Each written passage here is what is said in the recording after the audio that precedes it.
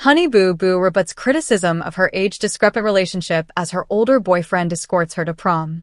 Alana Honey Boo Boo Thompson responded to internet criticism on the age difference between her and her 21-year-old boyfriend, Drolin Carswell, whom she just accompanied to prom. Alana Thompson, known as Honey Boo Boo, has responded to the online discourse on the age difference between her and her boyfriend, Drolin Carswell. Fans were initially acquainted with Drolin through Alana's prom photographs, which astonished followers of her previous TLC series Here Comes Honey Boo Boo, due to her significant maturation. Certain supporters expressed dissatisfaction with Drolin's presence on her arm due to the age disparity between the two. Alana is 16 years old, and Drolin is 21 years old. She is 16, naturally. She supports it. One fan expressed indignantly on Twitter. She is a minor. This adult male is repugnant, and her parents must intervene. Honey Boo Boo is less than 6 months my senior, 15, yet she is involved with a 20-year-old boyfriend? This discrepancy is unsettling, remarked another individual after Alana was compelled to delete a photo of herself and Drolin due to negative comments on their age difference. A third individual remarked, "No, ma'am. Absolutely not.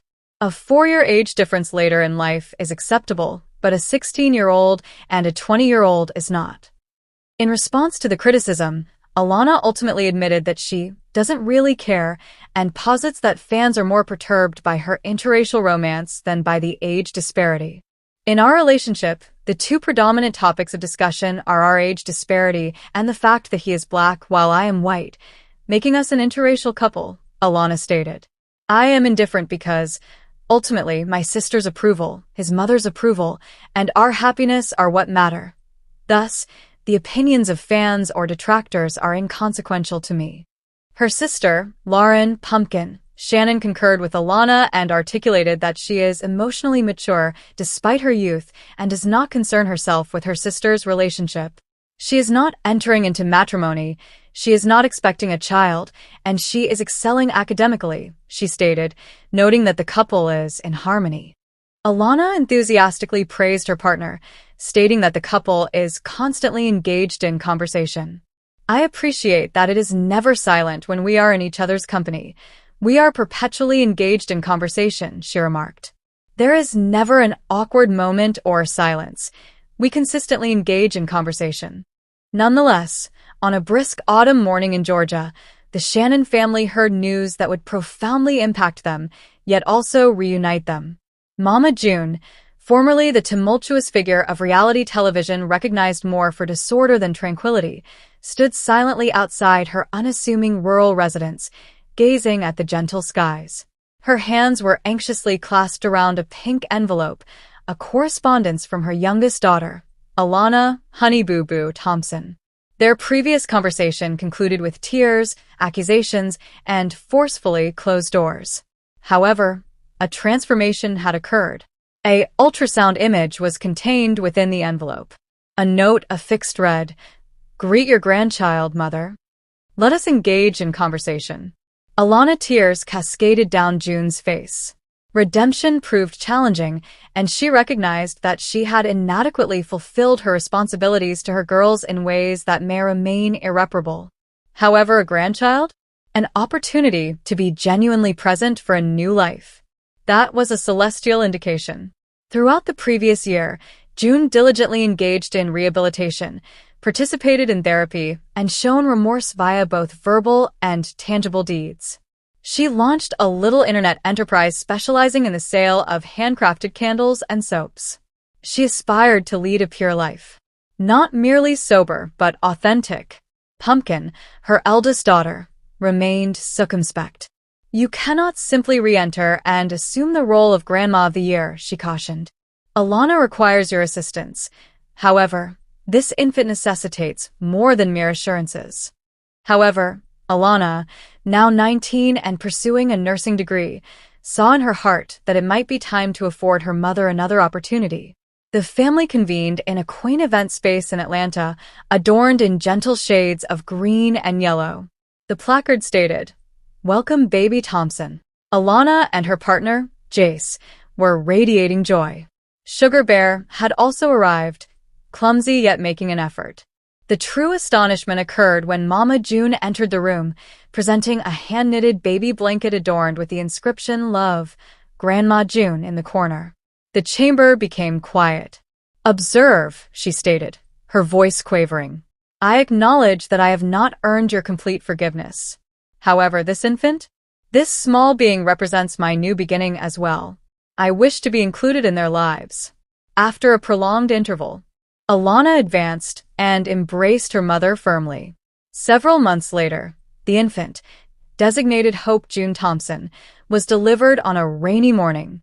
Mama June sat in the waiting area, grasping a small teddy bear and weeping softly. Upon emerging with baby Hope, Alana appeared fatigued yet radiant. "Do you wish to hold her?" she inquired. June was incredulous. She tenderly held the infant, who grasped June's thumb with her minuscule fingers. At that instant, time ceased to progress. The past did not vanish. Rather, it became more subdued. This little spirit appeared not only to impart delight, but also to mend generations.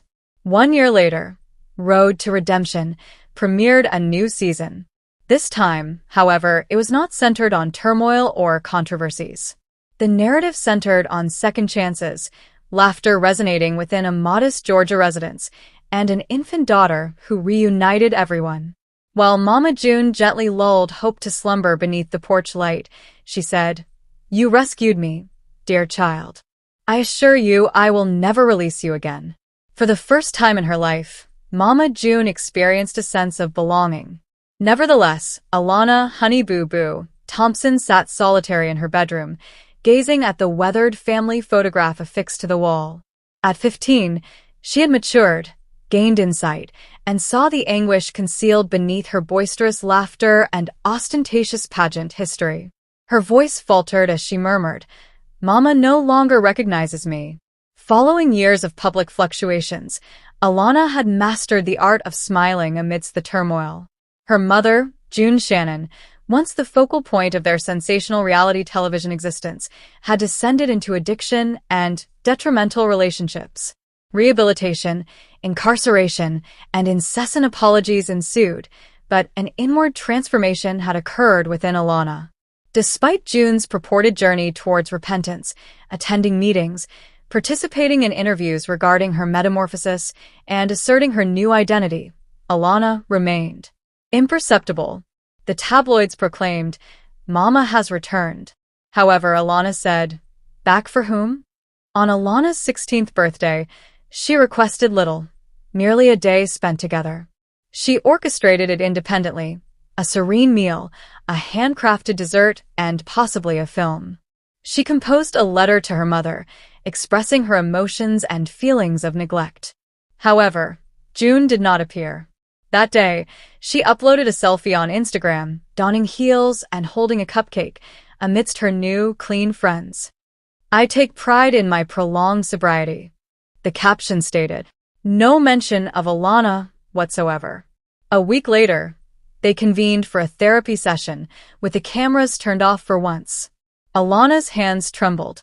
"You persist in asserting that you have transformed, Mother.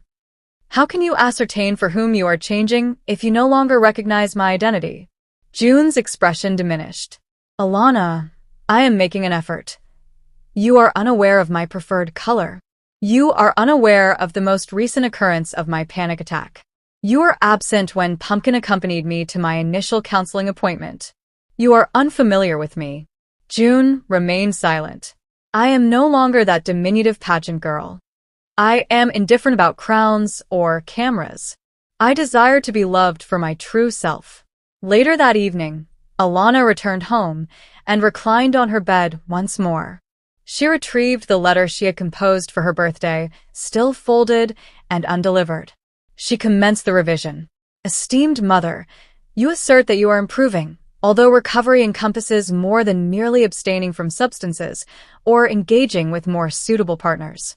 Healing involves acknowledging those you have harmed and heeding the voices of the children you abandoned. I desire to have faith in you. However, I require your belief in me as well.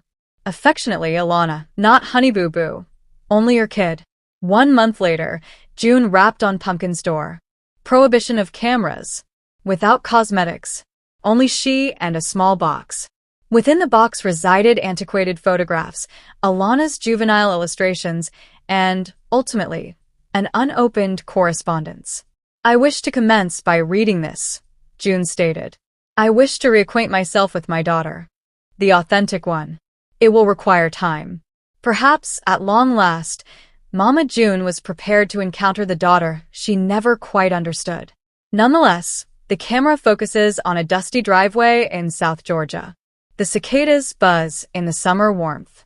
Suddenly, a vibrant pink SUV arrives, adorned with rhinestone stickers that read Mama June. The car door opens and June Shannon emerges, more slender, impeccably dressed, and exuding confidence. I informed you all, June asserts with a self-assured smile, tossing her long blonde hair. You everyone are aware that you missed me. Within the confines of the residence, Alana, Honey Boo Boo, Thompson perceives the voice. Her heart races. She is uncertain about her emotions. Months have elapsed since she last encountered her mother, not since the explosive confrontation in which June accused the family of abandoning her, and Alana, in tears, expressed, I just want my mama back. Pumpkin Lauren, the house's caretaker and Alana's legal guardian, glances through the window and murmurs, oh no, she's back. Mama June enters with exuberance, her arms laden with inexpensive gifts and a radiant grin. Alana, gourd. Infant Ella, I have returned home. Everyone. Pumpkin folds her arms. You cannot simply reappear after having neglected us for 6 months. June hesitates. I acknowledge my mistake, understood? However, I have been focusing on self-improvement. Achieved sobriety. Underwent therapy. I possess documentation as well. She retrieves a wrinkled paper from her handbag, evidence of rehabilitation, sobriety dates, and court appearances. Alana rises gradually. At 19, she is older and more suspicious, but, beneath the surface, that young girl still yearns for her mother. What is the reason for the timing? Alana inquires. What is the reason for your return today? June's gaze becomes tender. I viewed your prom photographs online and recognized that I have missed significant experiences. And my dear child, I aspire to improve. I wish to attend your graduation. That evening, the family congregates around the kitchen table, the very table where numerous disputes and tears have been shed during the years. Merely uttering an apology does not negate past actions, Pumpkin asserts. You departed. You were dishonest. You prioritized guys and substances over us. We were compelled to reconstruct from your remnants. June does not refute it. She assents gravely. You are correct. I completed all of that. Can we begin anew? Simply grant me an opportunity to regain it. Alana attentively listens. Her thoughts revert to the evenings she wept against Pumpkin's shoulder. Additionally, during the nights, she prayed for her mother's return to health. I will grant you one opportunity, Alana states softly. However, if you ruin it, I will be finished permanently. June seizes her hand, tears welling in her eyes. That exceeds what I merit, darling. Thank you. In the forthcoming weeks, June remains in town. Prohibition of narcotics. No theatrics. Engaging solely in rehabilitation meetings, community service, and efforts to re-establish connections. She astonishes Alana with a handcrafted scrapbook of their past memories. She supervises Ella to let Pumpkin a respite. She reconciles with Gino's memory, pledging to choose her children before any poisonous individual in the future. On Alana's high school graduation day, June stands prominently in the crowd, not concealed at the back, but at the forefront, adorned in a dress emblazoned with proud mama. Alana traverses the stage, tears welling in her eyes. She gazes at her family, observing Pumpkin cradling baby Bentley, Jessica alongside her, and June radiating pride. After years, Alana smiles genuinely for the first time. Not for the cameras, not for the spectacle, but because, for once, everything feels appropriate. Later that evening, June sits on the porch next to Alana, observing fireflies. I acknowledge our imperfections, June states. We were never, Alana responds. However, you are present now. June embraces her daughter. I will never depart again. You are aware that you missed me. Alana laughs softly. Indeed, mother. I also missed you. Nonetheless, it was a muggy morning in Georgia, characterized by air that felt viscous and an atmosphere laden with tension. The Shannon residence was notably silent. Honey Boo Boo, Alana, sat cross-legged on the living room floor, engrossed in her phone, while her gaze frequently shifted to Mama June, who was anxiously pacing in the kitchen. Mother, are you departing from Gino or not? Alana finally erupted, forcefully placing her phone on the couch. Her voice reverberated throughout the house akin to a fire siren. The tension had been escalating for weeks, and everyone, Pumpkin, Jessica, and even Drawlin, sensed the gravity of the inquiry. June halted abruptly, clutching a cracked coffee mug inscribed with Mama Knows Best in faded crimson lettering. Her eyes, always brimming with confidence or audacity, appeared vacant. I am uncertain, dear, she remarked, gradually taking a seat at the edge of the kitchen table. I truly do not know any longer. Gino returned to town with the force of a tempest. Following months of seclusion, he emerged on their doorstep one night, weeping and asserting that he had transformed. He was unblemished. He was undergoing therapy. He desired June's return. Initially, June exhibited caution. However, Gino has the appropriate vocabulary and a wealth of nostalgic recollections. For a brief moment, it seemed reminiscent of 2018. However, the minor details began to falter. The emotional fluctuations, the act of manipulation, the falsehoods. June concealed her phone, withdrew to her bedroom, and evaded discussions with Pumpkin. The guilt was consuming her, particularly with the awareness that Alana was observing her every move. Pumpkin entered, cradling baby Bentley in one arm and a partially filled sippy cup in the other. Mother, this matter transcends your concerns. Gino caused pain to all of us. He is a catalyst for relapse, and you are aware of it. June averted her gaze. I often contemplate that he may be the sole individual who has genuinely loved me. The authentic self. Alana rose, her voice quivering. Do you wish to ascertain who genuinely loves you? We. Cucurbita Pipo. The females. We were the individuals who awaited outside the courthouse during your incarceration. We were the individuals weeping on television, beseeching your safe return. Not Gino. He disappeared. Tears cascaded down June's face. I am apprehensive, she said. I fear I lack the strength to accomplish it independently. You are not alone, Mother, Pumpkin stated softly, approaching. However, you will be if you continue to prioritize him over us. June grasped a compact luggage in one hand and her car keys in the other. Gino sat on the porch, his eyes inflamed. He rose upon recognizing her. Are you departing from me once more, June? He inquired with bitterness. June gazed into his eyes, her voice unwavering. Affirmative. I exist. I am ultimately selecting my companions. I am prioritizing myself. This time, I will not look back. She approached her vehicle, ignited the engine, and departed, tears in her eyes, yet resolve in her heart. June sat on the couch, laughing with Alana and Pumpkin while viewing old home films. A buoyancy pervaded the room that had been absent for years. Mother, Alana remarked, nestling closer. You accomplished it. June bestowed a kiss across her forehead. No, we accomplished it, dear. Greetings, esteemed viewers. Welcome to my channel.